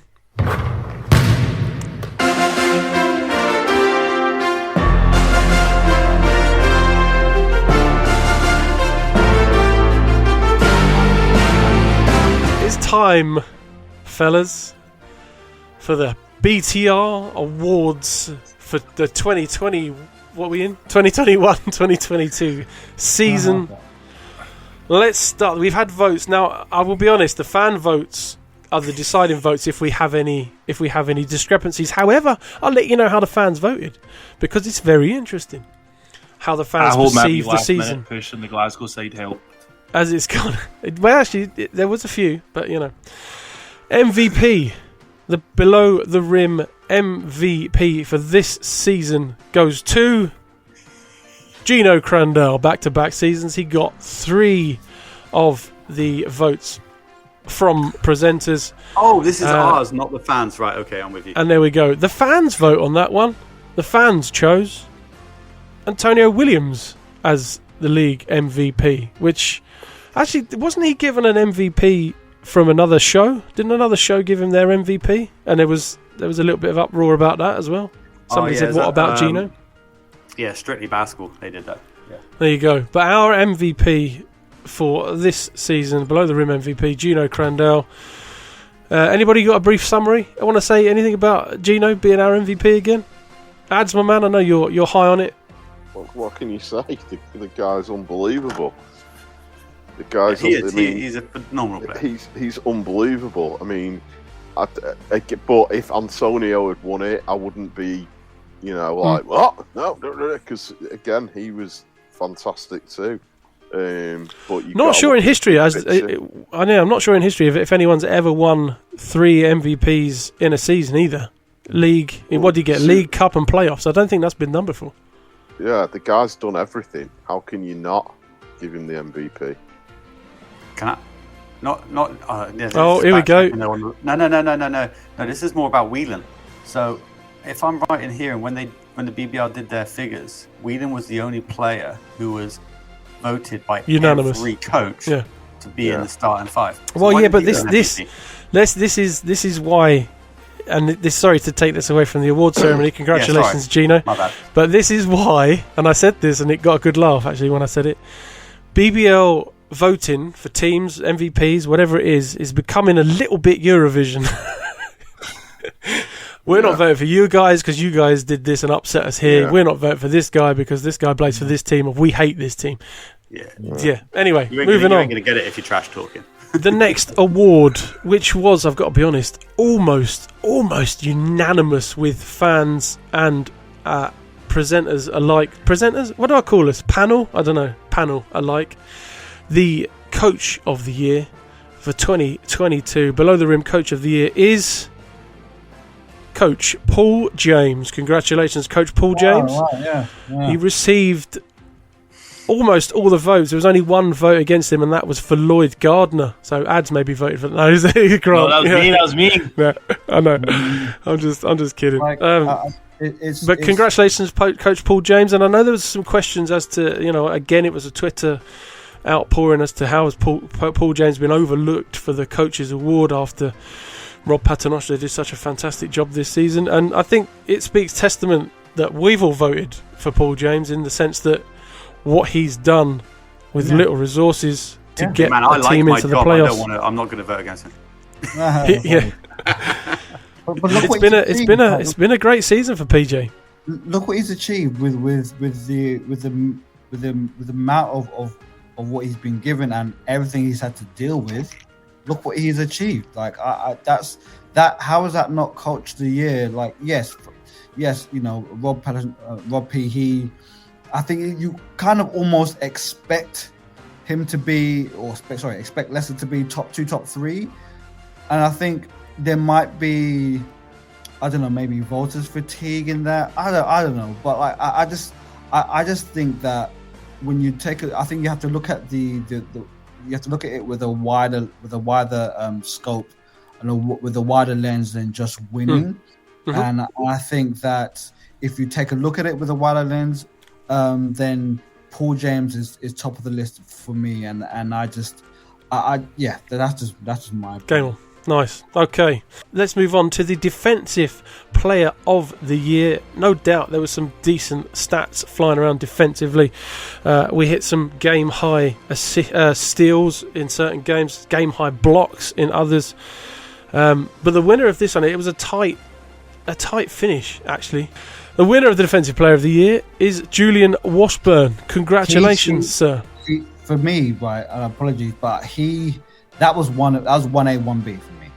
Like, and the reason why I went with Kyler Kelly was because he broke a bunch of blocker records. So that's just a reason. That's just what put him kind of above me, but I'm sorry, above Washburn. But yeah, I don't disagree with Washburn being selected. There we are. So Julian Washburn, Defensive Player of the Year. The fan vote on that one went for Antonio Williams as Defensive Player of the Year. Was he second in steals? Yeah. Played some very tight defense. I can be a testament to witnessing that. It's the toughest award to vote for, I think, because actually, it's totally subjective. You don't judge your defense just purely on steals and blocks. Like you really don't. No. So Larry Austin Jr. is one of the best defenders I've seen for a long time. I thought he was phenomenal. Yeah, he was really good. Yeah. Anyway, so congratulations, Julian Washburn. Now moving on to the genuine rookie. We had a number of genuine rookies. Their first official pro gigs. I know sometimes they may have a semi-pro gig somewhere else, but if it doesn't show up on Real GM, it doesn't count. The genuine rookie of the season, the below the rim selection, goes to Tyreek Armstrong of the Manchester Giants. Congratulations, sir, for a phenomenal rookie season for him. Yeah. Interesting. Okay. I went with Bradley Carboza. Not sure he played enough games this season, did he? I think he was good. He was good at the second half of the season. He was good. Yeah, definitely. Armstrong came into his own, but Tyreek Armstrong didn't look like a rookie. Well, let's be honest. Armstrong was up in the list for MVP, let alone this award. He was on that short list of MVP discussion. Them finishing in the top 4. He's the leading numbers guy with them. And Grant's upset. What are you upset? Grant's not happy. Devastated by that result. Devastated. How can you not have Jordan Harris? Jordan Harris. I mean, I got to be honest. I feel like sixth in league in scoring. Ahead of Tyreek, who was 9th. Just a better player. But that's also just all mine was all from what I seen. Anytime I saw Tyreek Armstrong, I wasn't a huge fan of him. So when I was doing this one, I was, for me, obviously the Rocks bias hat on. I just thought Jordan Harris was, for his first pro gig, phenomenal player. If anything, allow me to create a new award for Jordan Harris award. For Bradley Carboza. Like he deserves a Young Player of the Year award. Like I don't think there's, and I've got this theory that him and Samuels that plays for the Bristol Flyers. They're like the new era, the kind of the leaders of the new school of young British players playing in the BBL and playing really, really well and contributing to winning. And I think Bradley definitely deserves some level of recognition, and we should get him on the show as well. Anyway, sorry to take that away from Tyreek Armstrong. Voted BTR rookie of the season. Scroll through all the stats. Jordan Harris is above him in most things. Congratulations, Tyreek. Yeah, well done, Tyreek. Best BBL debut season. So this isn't a rookie award. Obviously, we've had confusion with that in the past. This is literally your first season in the BBL. How well have you stacked up against everybody else who's their first season? This was kind of spread across the board. I'm just trying to work out now from reading through it who we've got. Multiple votes for multiple people, but the overall winner of the best BBL debut season was Antonio Williams. Congratulations, Antonio Williams. We had votes, of course, for Patrick Whelan. We had votes for Isaiah Reese, Jordan Johnson in there as well, but Antonio Williams got most of the votes, and he was the fan vote as well. Well done him. It's been an exciting season for guys whose first year it is, let's be honest. Oh, hell yeah. There's a level of player who's come into the BBL for their first year is really high compared to normal. Nice. Yeah. It's been good. Next one is the social media award, a team's social media, and this one was fairly unanimous, I'm afraid. He's up there crossing his fingers. The award for the best social media of the season goes to the Plymouth City Patriots. Congratulations. Really? All but one voted easy for them. Tiger. I, of course, voted London Lions social media. Sure. Everybody else, hands down, went Patriots, including the fan vote as well. So congratulations to them. I guess, to a degree, and obviously with Mr. Nicholson there, they're the least controversial, maybe. True, but I don't think any team created better content than the London Lions, personally. If you go to the actual, I don't know. The Lions are real Marmite. I think in many cases their posts are laughable. Some of the Lions They told posts. some good stories. Yeah, if we take a look at the content and the short form content they created that they put on their socials, as well as some of that short form content that they put on YouTube, I just think. But they ruin it with the bullshit tweets, don't they? I don't know. And I would like to say as well, and having spoken to the girls firsthand, they have undersold what is the best British basketball team ever put out there. How do you do that? How on earth do you do that? But then we're not rating them on that. It's well, kind of. Your social media needs to be strong. It's not strong enough if you're. Then we're talking about the BBL. We're not talking about WBBL. Okay, fair. I think that'll be unfair to mark them down on that. And don't get me wrong, I don't disagree. No, it's fair. We are looking at the BBL angle of it. They undersold. I think their own team to away, like the men's team, because. Let's move on to the next award. The next award is now. I was a little bit. It's kind of a little bit tongue in cheek. I'm not. Well, we may. I think. Adapt this next season to not the sixth man award to like a impact bench player award, because so often there's debates as to what constitutes a sixth man. It annoys me sometimes when people are considered as a sixth man when actually just because they don't start they end up playing maybe third in minutes on the roster. You're not a sixth man if you do that, in my opinion. Just because you don't start the game, it doesn't make you automatically make you the sixth man, because you're not. So we literally went and looked on the rosters, and we literally went for active roster anyway, genuine sixth man of the season, and the list portrays exactly that. If you're sixth in minutes, you're on that list. Yeah, far away. What frustrated me about this question is, well, actually not frustrated. This award, sorry, about this award. It's not the actual award in itself. Is the BBL's website.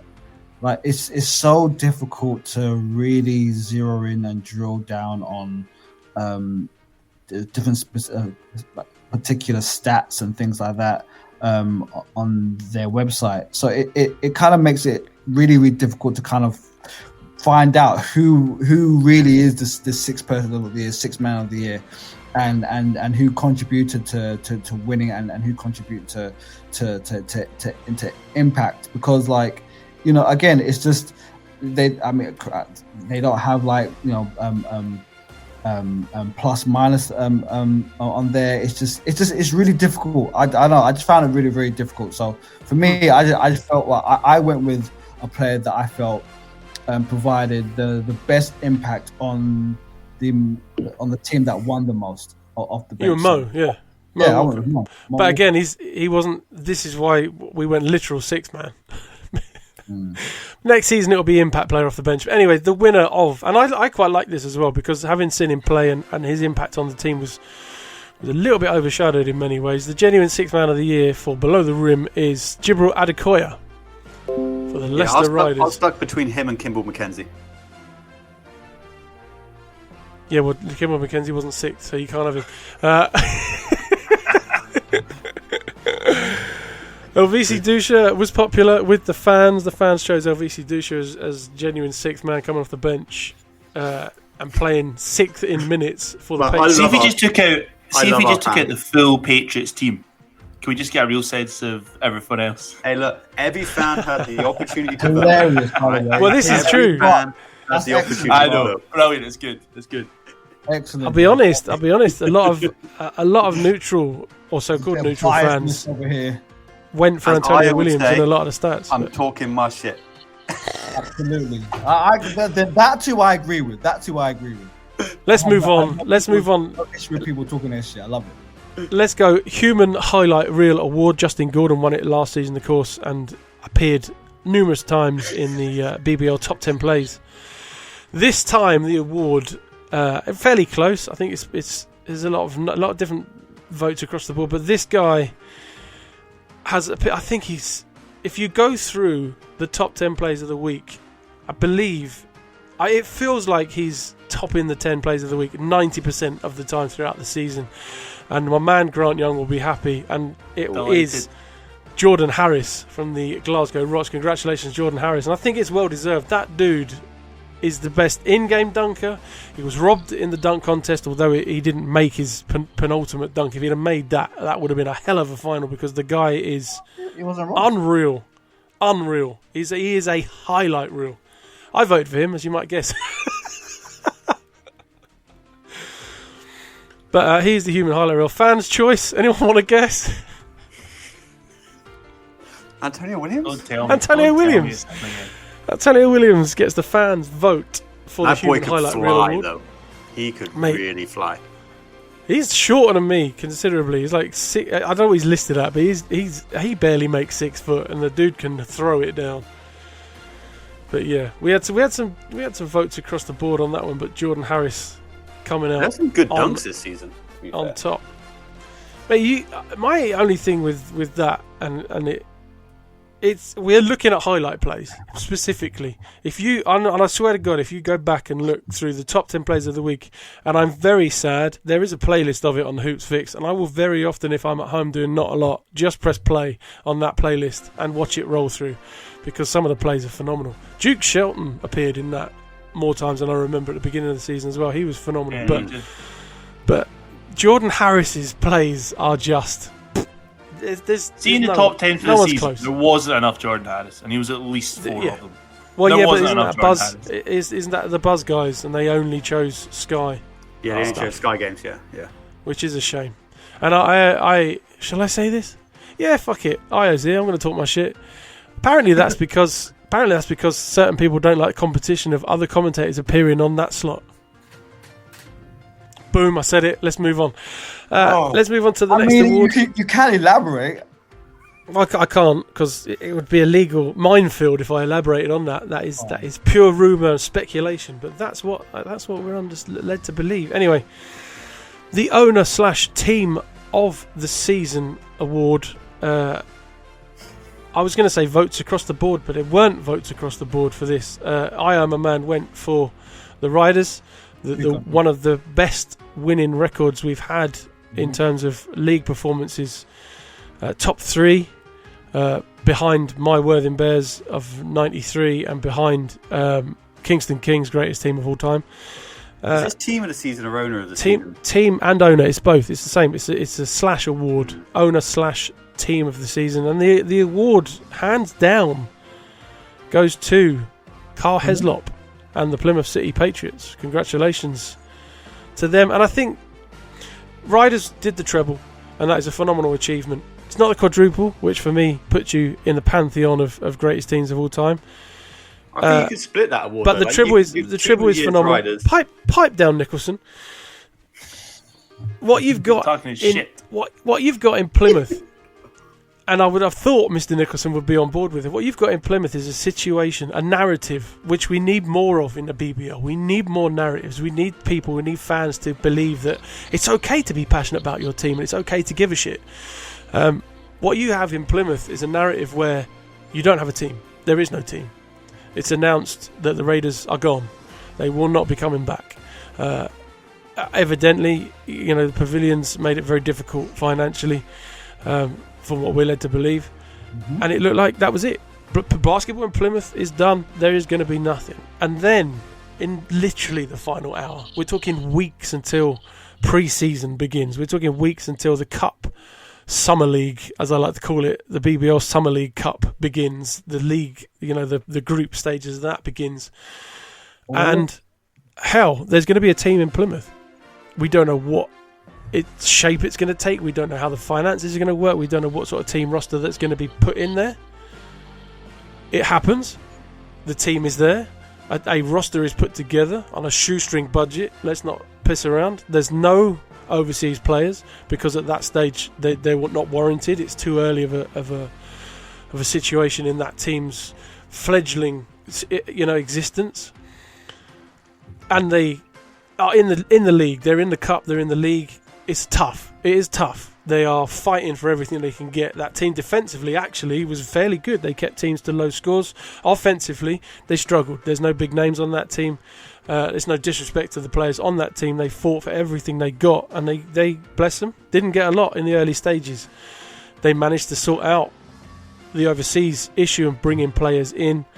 And like Mr. Nicholson said earlier, from mid-January onwards, that team's record is almost championship form. You're looking at a team that wins all of its games in that tail end of the season, as it were, or final 2/3 of the season. They do all their good stuff in terms of winning there, and written off at the beginning of the season by everybody sat here, myself, Io, Ads, Josh Bett, who again can't be with us. He's a busy boy with his European stuff and whatnot. None of us had him in the playoff position at all. We wrote him off. Yeah, and yet, like we all had like Surrey winning the championship this season. So. And yet, well, we're not. I wouldn't go that far. Although, to be fair, that Surrey's team that started off the lineup would look pretty tasty, Gilchrist and whatnot. But we should have seen through that. And at the same respect, Cheshire Phoenix probably didn't get enough love. And that's always the same. Ads, my man, you testament to that. They bring in players late on and they make a run. But that Patriots team made the playoffs, and they did it. At one stage they were looking at 5th or 6th. The results didn't go their way, and there were too many games in hand for other teams. It ended up being a battle with the Eagles, the last game of the season. But that is a hell of an achievement to go from no team to playoffs to actually at one stage being on the verge of, okay, we're hanging in there with a team that only lost 2 league games all season. That game at one point, that second leg, Patriots were up heavily, against the odds. That's the narrative for that. I've said my piece. Anyway, congratulations to them. Anybody else got? I'm guessing through the votes that no one's got any issues. Fan vote was obviously Patriots, but everybody else voted Patriots as well. Question to you guys: one vote for one vote each. Disappointing team of the season. Oh, see, I dropped this from last season, but yeah. Newcastle. Well, it's got to be Newcastle, isn't it? Yeah, that's got to be one of the leading votes. Yeah, for sure. They fell from the heavens, right? Basically, it's not like they're down the bottom every year, and I was disappointed with the Giants in the playoffs. If I'm honest, I was hoping for more. They kind of ran out of steam, but everything going on behind the scenes, that's kind of understandable. I would say, was it Sheffield who got knocked out by Oh yeah, we debated that, didn't we?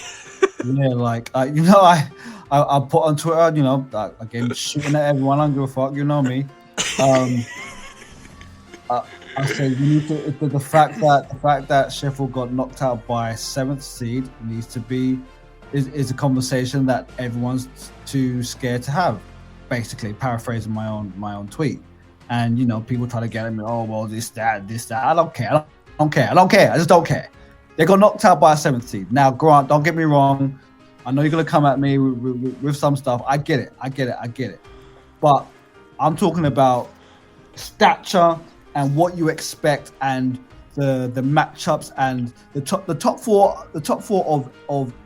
four seeds of every professional basketball league or elite professional basketball league across Europe, because I know I watch European basketball. Are the teams that you're wanting to get to the Final Four, and I wanted to see Sheffield. Was that me? That's not me.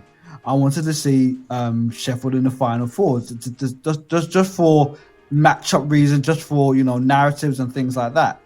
I'm not so what Glasgow did was great. They achieved great things, but I think it's more of a detriment on Sheffield than me sort of like speaking down on Glasgow. Okay, moving on to the all BTR BBL team of the season.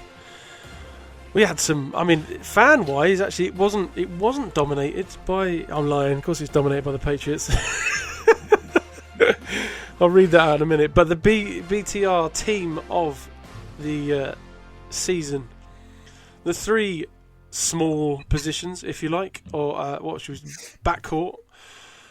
Gino Crandell, first of all.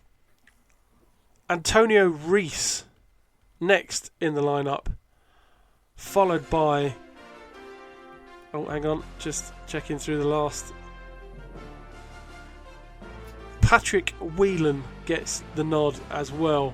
Who's Antonio Reese? Sorry, Antonio Williams. My bad. Just checking. It's because I was reading Reese as I went across the thing. Let me clarify that. So the three smalls: Gino Crandell, Antonio Williams, and Patrick Whelan. And the two bigs for the below the rim team of the season: Rashad Hassan and Kyler Kelly. There we are. So that is the let's give you the five as it stands: Gino Crandell, Antonio Williams, Patrick Whelan, Rashad Hassan, and Kyler Kelly in the BTR 5. I like that 5. I prefer that to the all BBL 5. The fan vote: Antonio Williams, obviously. Let's not beat around the bush. Antonio Williams, Gino Crandell, Patrick Whelan, Rashad Hassan, and Rashad Graham Bell. Rashad, I did that on the commentary. Roel Graham Bell. That was the fan votes. So 3 Patriots, 2 Riders. Interesting. Love our fans. So there we are. That does it for us. I think that's almost 2 hour show now. Good stuff. I'm going to put it out in its entirety because obviously we've got the awards section on the end of it, so you could probably. I could split it into 2, but I can't be bothered. I'm going to bed anyway in a minute. I'm going to do this in the morning. All or nothing. But there we are. That's it for our almost a season review, if you like. Yeah, Ads, my man. You enjoyed yourself? I have, and hopefully we'll be doing some cool stuff in the off season as well. Yeah, for sure. I'll sign off with some ideas. I'll sign off with some ideas. See what you think. I am a man. It's been a pleasure. Yeah, it's been an interesting season. What I will say is not only has it been an interesting season, but it's been a very tough year for myself. Not to kind of be self-indulgent, but like I appreciate the patience that you guys have had. Pabz, Ads, and Josh, and and I appreciate you guys, keeping my spot and welcoming me back with open arms. And it hasn't been, all roses in my personal life, but things are starting to, make their way in a very more pleasant direction. So I appreciate you guys, really sort of keeping me connected, and even when I was just quiet and just kind of just trying to deal with my own shit. I appreciate you guys. So thank you guys for that. And to anyone who has an issue with me, fuck you. I don't really care. You knew it was coming. I'm from South London. I listen to my guy from Always Balling. I want violence for no reason. Okay, I choose violence for no particular reason. We could be in a field full of daisies. I'm gonna pick a bunch of daisies and just do something for no reason. So I want all the smoke. Like, I don't care who you are. I want all the smoke from all Surrey fans. I want all the smoke for. I was hoping for some smoke from Grant. I want all the smoke from fans. I want all the smoke from everyone, even from Leicester Riders fans. Yes, I was rooting against you, motherfuckers. But fuck it, you know. He's back. Hopefully, Gino signs with London, and that's it. That's it. But we'll again on the back of what Ad says, we will be back over the summer. We will be back. This is not the end. This is just the end of the season. Like, we're planning a bunch of stuff. We're planning a bunch of interviews with some special people, and again, you know, at the end, once we go off mic, I'm going to throw some ideas in the ring, and hopefully, you know, we'll get to those. And but yeah, again, anyone who has an issue with me, fuck yeah, don't care. Good man. But you know what, Pabz? Whilst you know what I mean, that was beautiful, man, and I loved the whole build-up because you knew it was coming. But I tell you what, it has been a weird season, but also it's been the most fun I've had in ages because as Below the Rim sort of got more popular, it's like Io said, it's great turning up at finals and stuff and people coming up going, "Oh, you're up the Below the Rim guys, your show's hilarious." And people and it's really funny when people give you breakdowns of each individual. It's like, yeah, I love the way that Io gets angry. I love the way Josh talks shit, but he's sometimes right. And then I love the way that you wind him up and that Pabz is just the voice of reason. But the best thing about that's you know insanity. It's like, you know, and then you meet new people like Grant is on the firm. Nicholson has been the super sub, and the banter's getting even better. You know, we had Josh Wiltshire. Hopefully, he'll be back at some point. But being able to actually get out and I met Josh and Pabz for the first time in real life. But what, 2 months ago, and then 2 weeks ago, Io. You know what I mean? And just you know, when you sort of you stood in an arena waiting for a final, and you see someone that you know but you've never met. It's like, mad, isn't it? Yeah. And then you just see everybody there having fun, and it's just great. And more friendships have been made this year. Yeah, absolutely. It's been great. Like it's been great just to kind of feel the love that we've been getting. And you know, my profile picture is half my face. And so whenever I introduce myself to people, I'm like, "Am I from the bottom half of my face?" So when I introduce people from Below the Rim, they're like, "Oh!" So yeah, and the love that we get is this again. It makes doing this easier.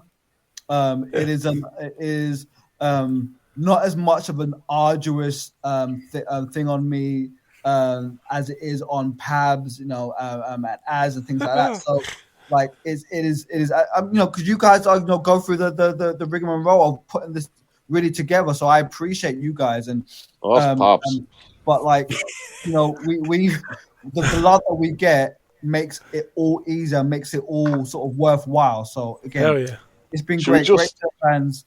A salute to you guys. Should we just sing "We Are the World"? Mr. Nicholson, sir. Well, I mean, have you had a good to follow good time? that stuff, man? I'm glad he went to you before me. That's all I'm saying. Jeez. Yeah, come on, Mr. KAPPA Slapper. Hey, man. Have you enjoyed coming on the show? To be fair, I've always loved the show anyway, so I've listened to it. Always shut up, man. Shut up. I've loved it, so I'm just glad that you guys have kind of welcomed in some new blood. I've enjoyed it, and it's been fun. I've been trying to balance trying to be professional and yet give my open, honest opinion, which is talking shit, which is difficult. It can prove difficult, so I've just learned to just not talk or talk lots. There's no middle ground, so that's been fun. No, I've just enjoyed it, man. It's been awesome.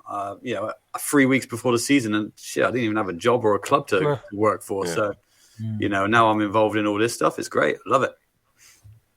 And our northern correspondent, Mr. Grant Young.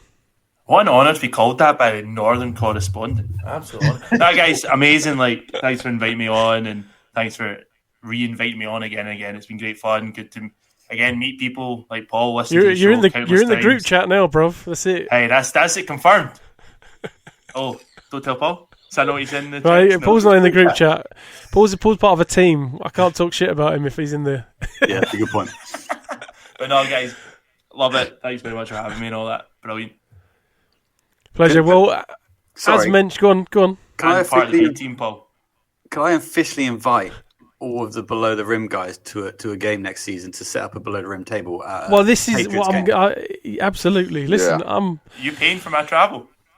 Oh, good. Another talk because it takes like 7 hours. Now we're talking. Flipping Plymouth from London, flipping out. It's not. It's 3 hours, man. It's 3 hours on the train. Didn't you take you like 11 hours to get to the final? Well, that was more due to the train stopping a lot. Yeah, it should have been a 3 hour journey. Yeah. Pabz set off on the Tuesday to get to the final that Sunday. I like shit. My plan was to go everywhere, so I'll see you guys around there. That's selective memory I about just that. opened his front door and strolled down his front path, and there he was at the O2. It's like 20 minutes, 25 minutes that way. So it's just, I just kind of just strolled. I thought I was going to be late, but then I was kind of early. I was like, oh, fine. Yeah. Right, listen, next season. But I definitely we want to reignite from the playoff final. We want to reignite the Below the Rim roadshow and go to one game at least, probably one game at least every single venue. I think so. Around the BBL for a game where we will do a live broadcast and whatnot. So that's that. But over the summer, we've got some ideas knocking around. We've got some draft shows where we will, for example, it's been talked about previously, we will draft movie basketball players. We will have a draft for that. There's some ideas from some fans where we will do drafts based on things like barbecues.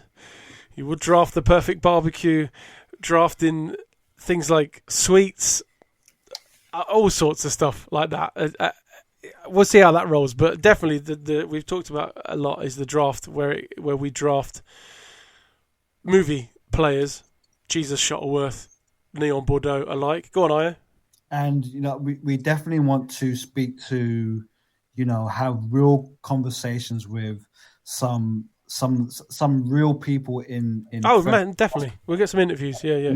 We're going to be getting the Tropics, the Mossad Tropics are coming. The Tropics are coming in. Yeah.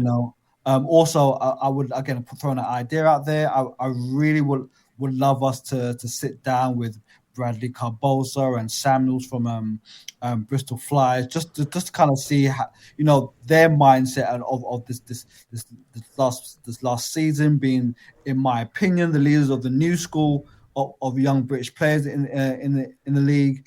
Going forward. Trajan Jacobs moving on, by the way. I've read that earlier today, but he's gone to top league Finland. Yeah, that's it. Right. And we'll definitely try and do in terms of other. We want to try and do a Hall of Fame show again, and try and induct some new blood, some new players, and obviously not new blood because you've got to be retired, but some new players into the Below the Rim Hall of Fame. Mm-hmm. I believe at the moment it's Alton Bird, Alan Cunningham, Tony Dorsey, Yorick Williams, and the only reason we didn't vote, who was our guest on that, Ads? On the Hall of Fame show? Yeah, didn't we have Mark Robinson for that? No, we had Mark Robinson before. No, it was your man, the Giants player. God, why can't I remember his name? Trezvant. Yeah, we had John Trezvant on. The only reason we didn't put John Trezvant in there was because he was on the show. Big shot. Have you got to be retired to be in the Hall of Fame? Yes, yeah. We'll bring some, and not generally speaking, three seasons minimum as well in the BBL before you can be considered. I'm going to go with Robert Young all the time. Mate, we'll have a show. We'll bring some names to the table. We'll vote on it. We'll either add them or stick them on the list for later on for the Below the Rim Hall of Fame. We'll do some of those shows. And yeah, I think we're generally going to try and stick around, aren't we, fellas, over the summer? I'm in. I'm game on. Yeah. So there we are. That brings it to the end of the 2021-22 season. Below the Rim. We've done our awards. We'll get them out on Twitter. We'll let the show settle for a bit and have a listen first and see what you think, and then put them up there and hopefully generate some discussion on that with people who agree, disagree, or whatever. Oh, are we going to do the Twitter Spaces thing?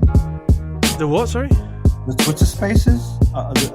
Talk? Yeah, we're going to try and do a Twitter Spaces, definitely, because that's something I'm terrified of doing, but we need to do it most definitely. Oh, Josh, I'm all for it. Josh Bett's been putting stuff up there about it. We'll go for it. We'll see what happens.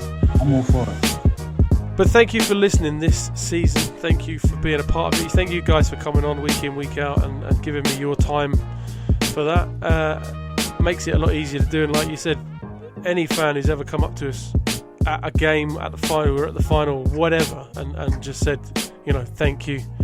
We listen to the show. It is greatly appreciated, and Twitter feedback and whatnot along those lines as well is greatly appreciated. And thank you very much for listening. We'll be back in the summer, as we said. Hopefully next week, maybe we'll have something lined up. We'll see. Anyway, until next time we meet, take it easy. We'll speak to you soon. Peace.